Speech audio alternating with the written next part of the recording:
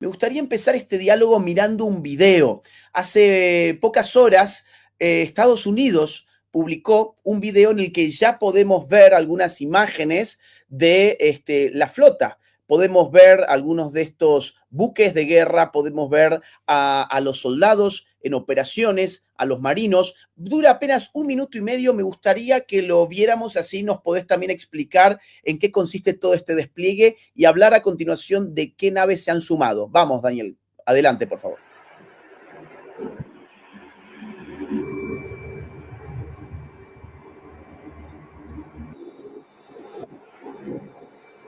Esto que están viendo ustedes es una estructura de desembarco anfibio. Ok.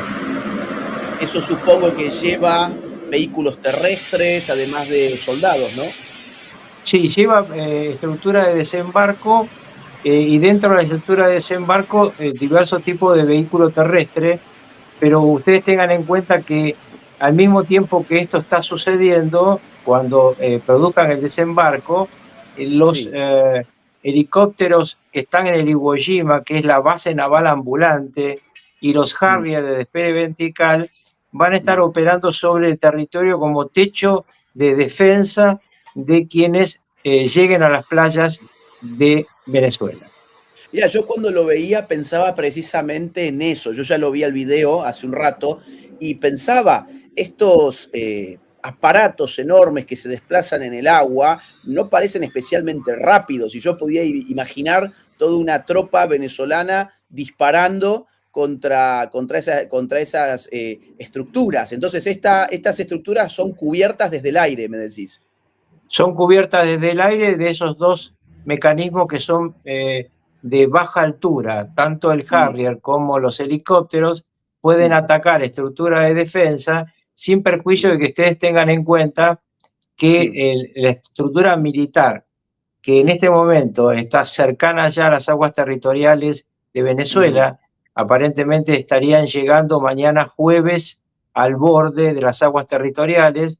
Tuvieron un problema de tiempo vinculado a una situación climática, pero Sí. como ya mostramos ayer, Maduro está rodeado no solamente por mar, sino que también está rodeado por tierra, ya que tiene Estados Unidos desplegado un dispositivo de combate, ataque y defensa en Guyana, y al mismo tiempo les quería comentar que esta información que te di, que recibí hace muy pocos minutos, que ya está en Brasil la versión, seguramente pronto la van a ver en los medios de comunicación, de una operación que sería de extracción de la cúpula militar venezolana. Y este es uno de los temas que más se ha discutido en las últimas horas en todos los medios de comunicación del continente, que son diversos destinos de estos delincuentes. Unos dicen que iría a Nicaragua, Bailey es el que da esa información, otros dicen que estaría pensando en ir por tierra hacia Colombia, que ya inclusive parte del tesoro en lingotes de oro que poseen estos ladrones se estaba desplazando por tierra, y la información que vos diste hace 2 días del cierre específico de la frontera con Colombia, en realidad era una forma de acceder a este mecanismo de fuga. Pero lo que a mí me dicen ahora es que hay una operación llamada Imery, que está vinculada a una cadena montañosa que separa ambos países, que estaría preparando una extracción desde el lado militar brasilero. Brasil, para hacer una operación de combate necesita autorización del Parlamento, pero para hacer una operación de rescate, que sería el caso, no la necesita. Entonces, Lula al final, ¿qué posición tiene respecto de Venezuela? Porque ha sido un poco ecléctico, ¿no? Es decir, por un lado él ha condenado el fraude, pero por otro lado tiene una relación relativamente aceptable con Nicolás Maduro. ¿Cómo explicamos esta relación entre Brasil y Venezuela? Bueno, no se puede explicar solo con Lula, porque Brasil es un país grande y complejo. Y esto que está ocurriendo, que impulsa el Partido de los Trabajadores, tiene mucho que ver, en mi opinión, con el gran dilema que yo creo que hay que plantear, que vos planteaste al comienzo de la transmisión. ¿Realmente queremos que se exilie Maduro o que esté preso y cuente a quién le llevó dinero, a quién lo ayudó? Nosotros hemos vivido nuestro propio drama en la Argentina. Hay ya algunos casos muy conocidos, el de un marginal de la política que contó que tenía $1 millón que le había dado Venezuela en un bolsón en su casa y lo repartía. Lo Luis dijo de él Lía, en un ¿no? reportaje, efectivamente. Después, Sí. una persona muy importante que es Antonini Williams, entró a la Argentina, lo pescaron con una valija. Ahora ese día entraron 7 más. Al mismo Claro. tiempo, la pregunta que todos tenemos es, ¿cuánta plata fue a Honduras, a Xiomara Castro para su campaña electoral? ¿Cuánta plata hubo para defender a Zelaya en su momento? ¿Cuánta plata realmente ha repartido en la cúpula de Brasil? ¿Cuánta en la de Colombia? Entonces, tenerlo a este hombre preso es como tenerlo al Mayo Zambada.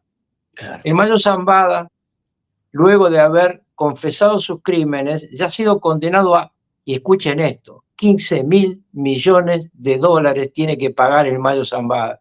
Entonces a este hombre lo queremos, yo creo que la gente vote y elija, lo queremos tras la reja, como está en esa imagen, confesando sus crímenes, como pasa con el Mayo Zambada por el resto de su vida. Yo lo prefiero a este hombre por el resto de su vida preso, no muerto, Sí, preso, hablando y entregando a sus cómplices, porque se llega a Maduro también por el proceso del Mayo Zambada, porque el Mayo Zambada y el Chapito Guzmán cuentan que la droga entra por Honduras, por México, pero que el jefe es Nicolás Maduro. Entonces a mí exacto. me parece muy importante que más que especular para buscar un poco de rédito mediático por dónde se va Maduro, lo que hay que decir públicamente es no queremos que este hombre se fugue, queremos que cuente toda la verdad de lo que ha pasado, cómo se ha infectado nuestro continente en los últimos 20 años con este narcosocialismo del siglo XXI. Mirá, ahí tenemos una imagen ya de 10 minutos de votación, solo 10 minutos de votación, hay 3.330 votos, el 96% quiere a Maduro preso y un 4% dice que lo prefiere exiliado. Le quiero decir al público que esta encuesta va a finalizar cuando termine esta transmisión en vivo, pero después vamos a montar la misma encuesta en la comunidad del canal y vamos a darle mucho más tiempo para que corra, y esta encuesta probablemente sea también transmitida a través de medios de comunicación tradicionales, así que va a llegar mucha gente a votar. Nos interesa que la gente vote y se exprese por este medio. Carlos, te sumo un caso que estaba pensando mientras te escuchaba. Mencionabas Honduras, mencionabas a ciertos personajes siniestros de la Argentina, podríamos sumar también a los bolivianos, a Evo Morales, por supuesto a los Castro, pero también pensaba en Gustavo Petro. Es decir, Gustavo Petro fue acusado desde la campaña misma de recibir apoyo logístico y económico desde Venezuela. Y Petro enfrenta elecciones a principios del año próximo, en el primer semestre del año próximo. ¿Vos creés que con un Maduro preso podemos descubrir cosas sobre Gustavo Petro y su gente también? Sí, por supuesto. Toda la cúpula del espacio de izquierda en Venezuela y en Colombia están combinadas porque estuvieron combinadas con los grupos terroristas. Recordemos que Gustavo Petro fue parte del ELN, que tuvo una participación terrorista él también, y su propio hijo confesó en una causa judicial que está en trámite que él recibió dinero de un narco colombiano. Ahora, no sabemos cuánto dinero recibieron esta gente. Y otro personaje que a mí me interesa mucho, que es el actual presidente de Cuba. ¿Cuánta plata fue al Banco Nacional de Cuba? ¿Cuáles cuentas tiene ahí Maduro? ¿Cuánto ha recibido este hombre? Porque si realmente, como todos sospechamos, este es uno de los lugares de evasión de dinero de Venezuela, estamos hablando que el presidente de Cuba sería responsable del lavado de activos. Y entonces pasaría a una calificación distinta para aquellos que creemos que después que caiga la primer ficha del dominó, que sería Venezuela, debiera caer Nicaragua, debiera caer Cuba y debieran caer todos aquellos que estén complicados en esta hipercorrupción que ha vivido el continente en los últimos 20 años. Mira, el día de ayer hicimos un descubrimiento muy interesante porque Gustavo Petro hace pocas horas había tuiteado que el cártel de los soles no existía, que era una creación de la extrema derecha para desestabilizar a los gobiernos que no se les someten al imperialismo yanqui. Ahora nosotros descubrimos, bueno, acá está el tuit de hace pocas horas de Gustavo Petro, el que estaba mencionando recién, pero en el año 2020 le encontramos un tuit a Gustavo Petro donde afirmaba que el cártel de los soles estaba operando en Colombia. Es decir, hace 5 años el propio Petro afirmaba que el cártel de los soles sí existía, y no solo existía, sino que también operaba en Colombia, sobre todo en la frontera con Venezuela, y bueno, 5 años más tarde dice Gustavo Petro, ahí está, mira, 18 de mayo del año 2020, todavía sigue subido el tuit, el cártel de los soles estaba en Colombia, pone Gustavo Petro hace 5 años. Es decir, ¿esto por qué lo mostramos? Porque apuntala tu hipótesis de que muchos de estos personajes deben estar muy nerviosos, no solamente por la amistad o por la complicidad político-ideológica que tienen con Maduro, sino por las deudas económicas que deben tener, o sea, por una complicidad en clave de crimen organizado, ser partes de ese crimen organizado. Con lo cual, la significación de la encuesta que hemos lanzado es tan profunda como decir, si Maduro cae preso, vamos a descubrir toda una trama que hasta ahora apenas la punta del iceberg está viéndose en Venezuela, pero cuando uno pueda ir a las profundidades va a encontrar personajes en prácticamente todas las latitudes de la región involucrados con esto. Ahora, Carlos, te llevo a un terreno que tiene que ver con lo que estás hablando, porque ayer salió en Revista Semana una nota donde dice, cuidado, la investigación de Semana, el jefe en realidad no es Maduro, el jefe es Diosdado Cabello, y lanzan allí una bomba diciendo que incluso después del fraude, Maduro habría querido renunciar y quien le paró la mano, quien lo frenó en seco, fue Diosdado Cabello. ¿Vos tenés alguna información o estabas al tanto sobre esto? Sí, es absolutamente así. En realidad, la información tiene un detalle más, que el no te vas vino de Moscú. ¿Por qué? Porque quien maneja la custodia personal más significativa, la última línea de defensa de Maduro, es el grupo Wagner. Claro. Putin en su momento se los recomendó como gente de mucha confianza, porque Maduro estaba preocupado de Cabello. Yo les conté a ustedes, pero lo voy a repetir porque siempre hay gente que no lo ha escuchado, que cuando muere el comandante Chávez, Cabello parecía tener los fierros necesarios para convertirse en presidente de Venezuela. Llegó una sorpresa. Antes de comenzar el velorio de Chávez, llegó Cristina Fernández de Kirchner, entonces presidente de la Argentina, y se entrevistó con la cúpula venezolana y dijo, acá tengo el testamento político del comandante, el presidente es, quien debe asumir es Nicolás Maduro, y si tienen alguna pregunta, le hacen la pregunta a Raúl Castro, que es el otro que sabe, que es el otro albacea del testamento político del comandante Chávez. Entonces, está claro que la presión que estamos viendo les preocupa a muchos. Volviendo a ese momento, también en ese momento se decía que quien mandaba en el tema narcotráfico era Diosdado Cabello. Ahora, en la investigación del juez que siguió el caso del Mayo Zambada, lo que dice el Mayo Zambada es que el responsable y conductor es Nicolás Maduro. Puede ser que sea el responsable Nicolás Maduro o que Diosdado sea tan astuto que ha conseguido que sus socios le tiren el paquete a uno de los miembros del conjunto. Ahora, que Diosdado, Maduro y Padrino López son los responsables centrales de todo esto y que no solamente integran esta mafia ellos tres, está el generalato.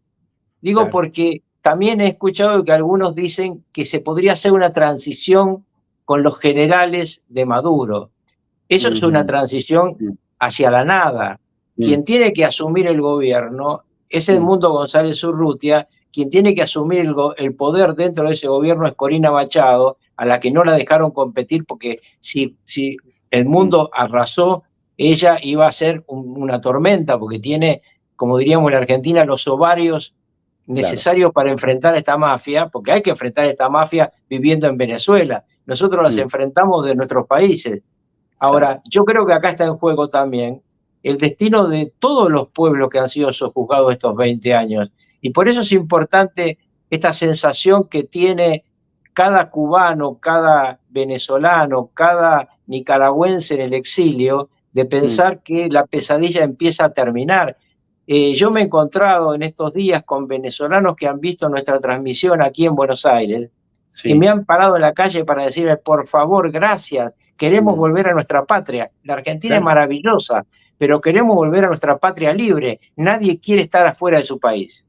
Totalmente. Te cuento, Carlos, que estamos rumbo a los 15.000 espectadores en vivo, a pesar del horario dificultoso en el que nos hemos conectado. Eso gracias a nuestros amigos que nos han dejado su me gusta, que han estado colaborando, utilizando allí el chat y todos estos trucos que uno tiene para agilizar el algoritmo, así que gracias también para ellos. Carlos, decías que en realidad una transición con los generales del régimen o garantizada por alguna parte de las Fuerzas Armadas lo ves como algo irrazonable y que esto debiera estar en manos de Urrutia y de María Corina Machado, de González Urrutia y de María Corina Machado.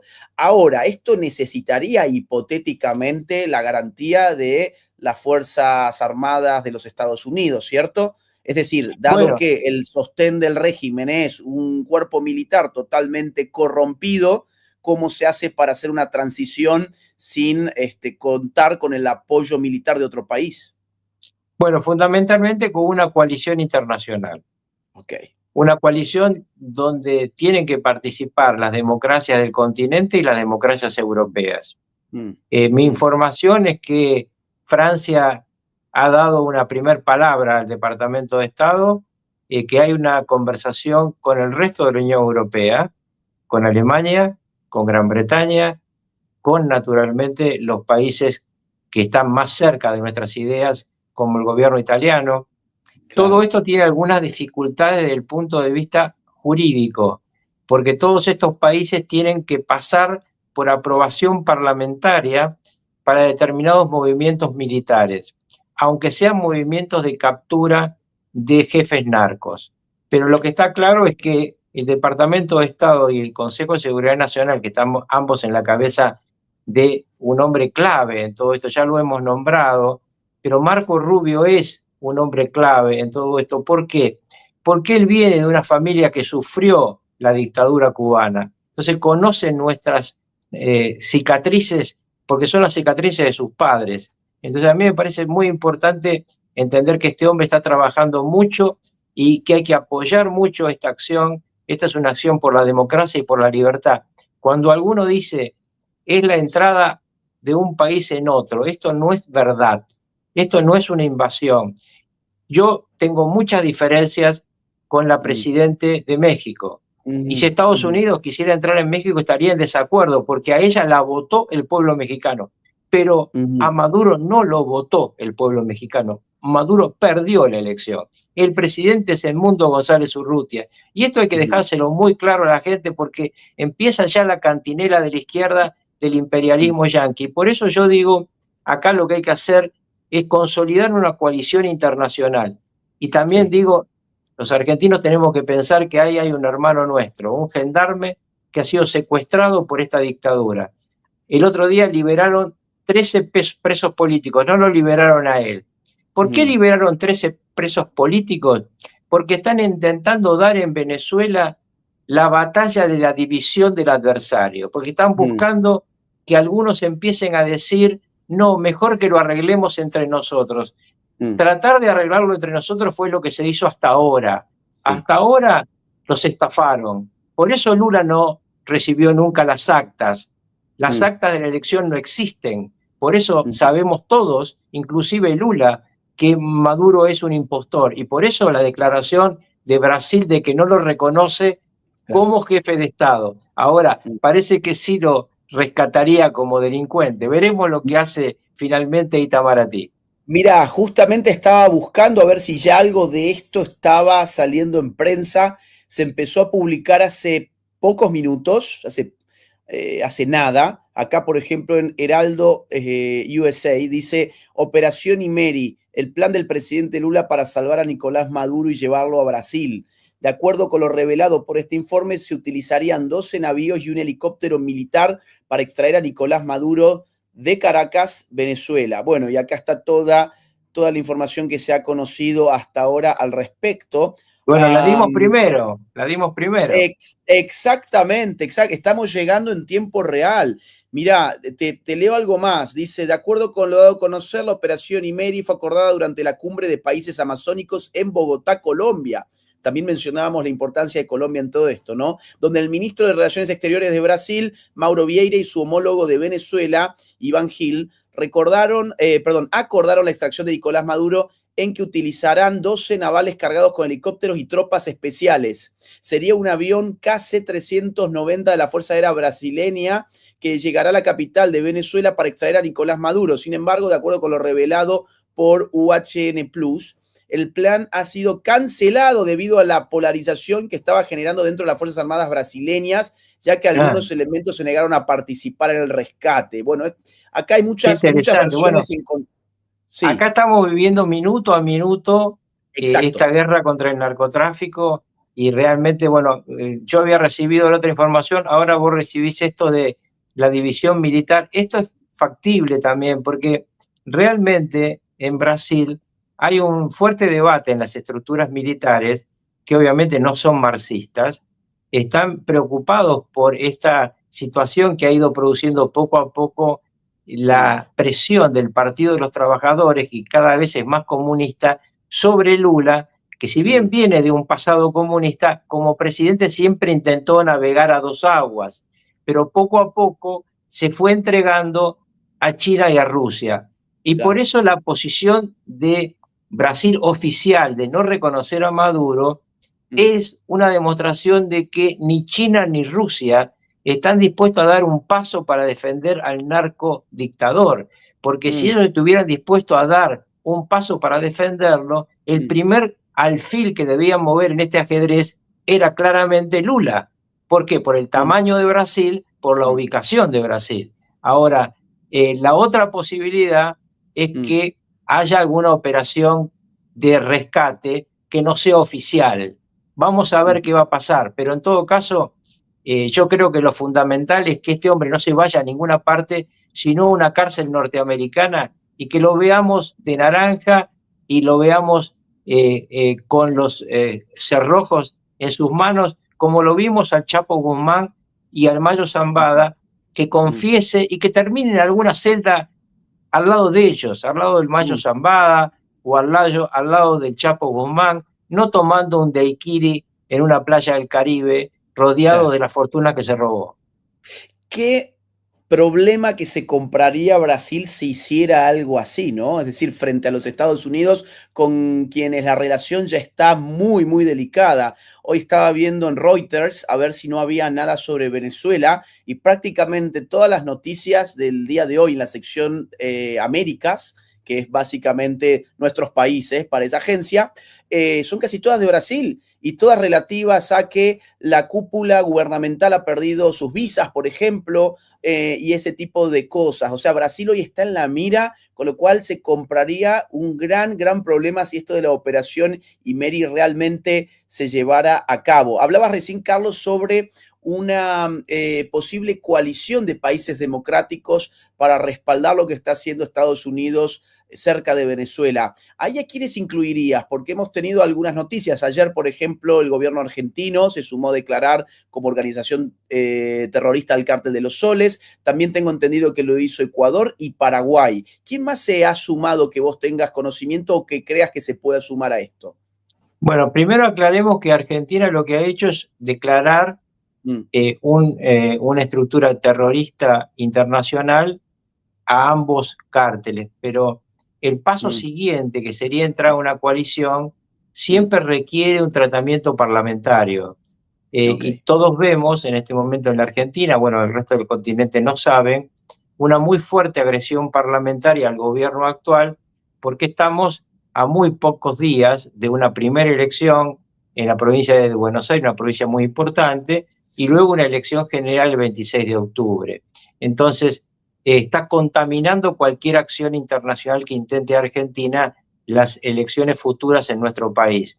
Mi información es que en Europa se está analizando este tema en el conjunto de la Unión Europea. Vamos a ver esto también cómo se oficializa, porque también hay necesidad de aprobación parlamentaria.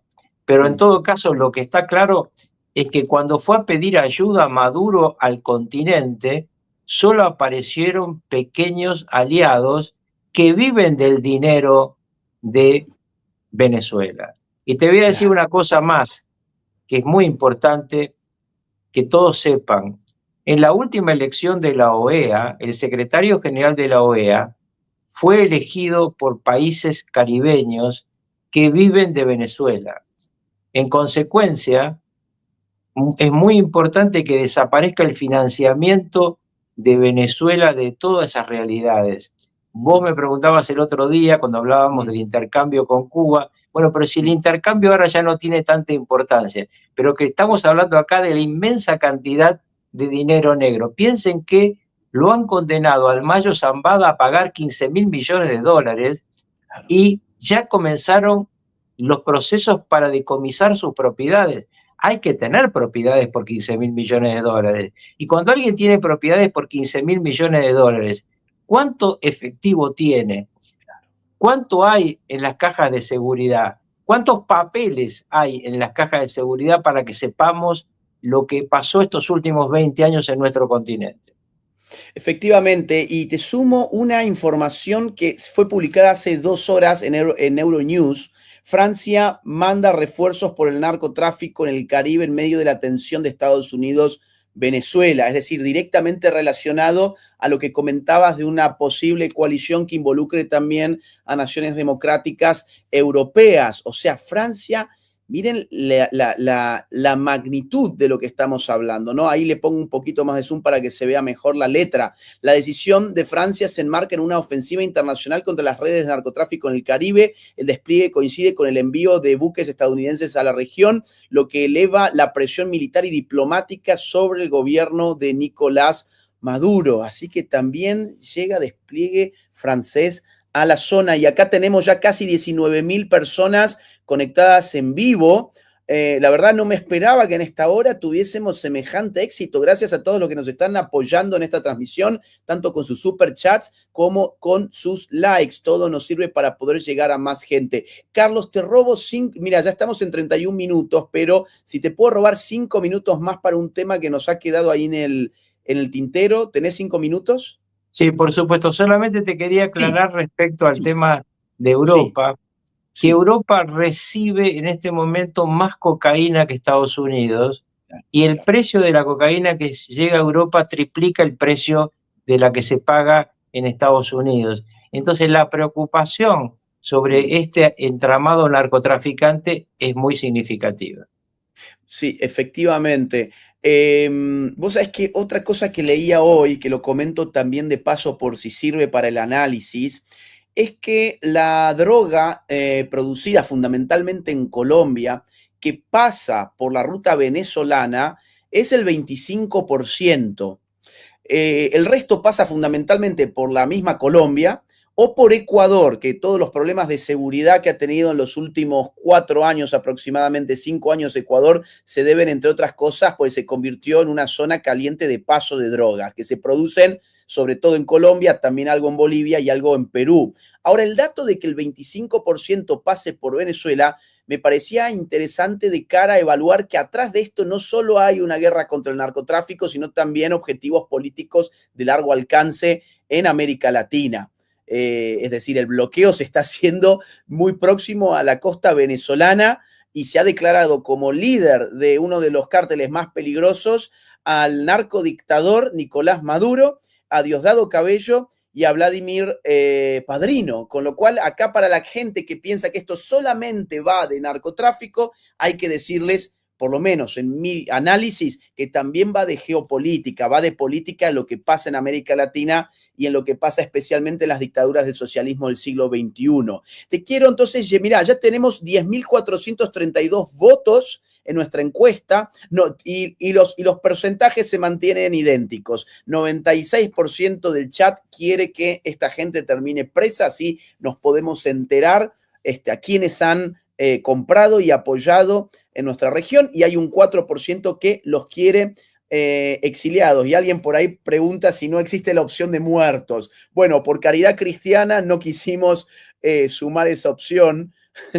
Sí, pero además yo le quiero decir a esa gente que también me ha cruzado en la calle con eso mismo, sí, que no solamente por mi fe, sino que también lo que creo es que Maduro muerto es una solución para sus cómplices, claro, porque un total. muerto no habla.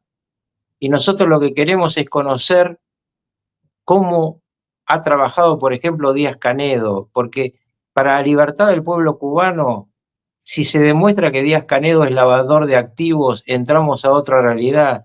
¿Qué ha tenido que ver la banda de Nicaragua? Toda esta gente tan degenerada de Nicaragua, donde además hay un ex terrorista argentino asesorándolos. Nosotros tenemos un continente muy lastimado y la muerte de este hombre no soluciona los problemas que tenemos, pero que él hable, que se sepa, va a producir muchas más consecuencias. América ya se estaba despertando antes de esta acción, porque por eso en la Argentina gobierna Milei, por eso va a haber en Bolivia un gobernante distinto a lo que estuvo siendo siempre el gobierno del MAS, por eso está tan mal en las encuestas la candidata comunista en Chile, por eso está tan deteriorado el prestigio de Lula en Brasil y por eso el narcoterrorismo en Colombia siembra la muerte a cada rato a cualquiera que pueda ser una alternativa al sucesor de Petro. Vamos, si te parece, entonces a nuestro último tema, que es las nuevas naves que envió Estados Unidos. Me parece que esto fue el día de ayer que se anunció, ¿cierto? Sí, efectivamente. Esto es un anuncio oficial del Pentágono y se trata primero de un cambio cualitativo en materia de submarinos, porque los dos submarinos que estaban hasta ese momento eran clase Ohio. Este es un submarino nuclear de alta capacidad de combate, es un submarino que también ha estado, mi estimado amigo, en la zona del Yemen. Y el otro es un navío que lo que tiene es la capacidad del sistema Aegis, tiene una capacidad de combate de última generación. Por eso cuando alguno me dice, no, porque esto es nada más que para impedir que lleguen drogas. No, muchachos, para impedir que lleguen drogas a los Estados Unidos, alcanza con la Guardia Costera y los aviones de vigilancia que tiene instalados en Costa Rica los Estados Unidos. En la base militar que está en Costa Rica, uno puede ver todo el dispositivo de vigilancia de carácter técnico para encontrar a los que van llegando a las aguas de la Florida, por ejemplo, o a las otras aguas del Pacífico. Acá lo que está en juego es una operación de desembarco y esa operación de desembarco necesita un dispositivo de esta magnitud. Te dije antes de comenzar, cuando hablábamos antes de comenzar, hoy el dispositivo militar de Estados Unidos en la región, con excepción de que ahí había portaaviones, es superior al que utilizó contra los hutíes en Yemen. Impresionante, dato fundamental para analizar lo que podría pasar en los próximos días. Ahora, hay quienes argumentan, Carlos, que el perfil psicológico de Trump no da para montar una especie de invasión similar a lo que pasó, por ejemplo, en Panamá. Digo, un Trump que algunos dicen que busca el Premio Nobel de la Paz, un Trump que ha sido contrario a algunas posiciones neocon en Estados Unidos, que ha querido sacar a Estados Unidos de guerras, no incorporar a Estados Unidos a guerras. En ese sentido, ¿vos esperás una invasión a gran escala o más bien una especie de operación relámpago? No puedo dar la información sobre eso porque no la tengo, pero no hay que confundir al Trump que quiere pacificar claramente Ucrania o Medio Oriente, al Trump que persigue una banda de narcoterroristas. Sigue habiendo el mismo problema que ayer me ocurrió con un periodista internacional que en una entrevista me dijo: el presidente de Venezuela No, le digo, perdóneme, el presidente de Venezuela no es Nicolás Maduro. Sí. Si estuvieran buscando al presidente de Venezuela sería otra cosa. Están buscando a un narcoterrorista y sus cómplices. El presidente de Venezuela es quien ganó las elecciones. En cambio, por eso dije antes contigo, pero lo vamos a repetir porque hay gente que se incorporó.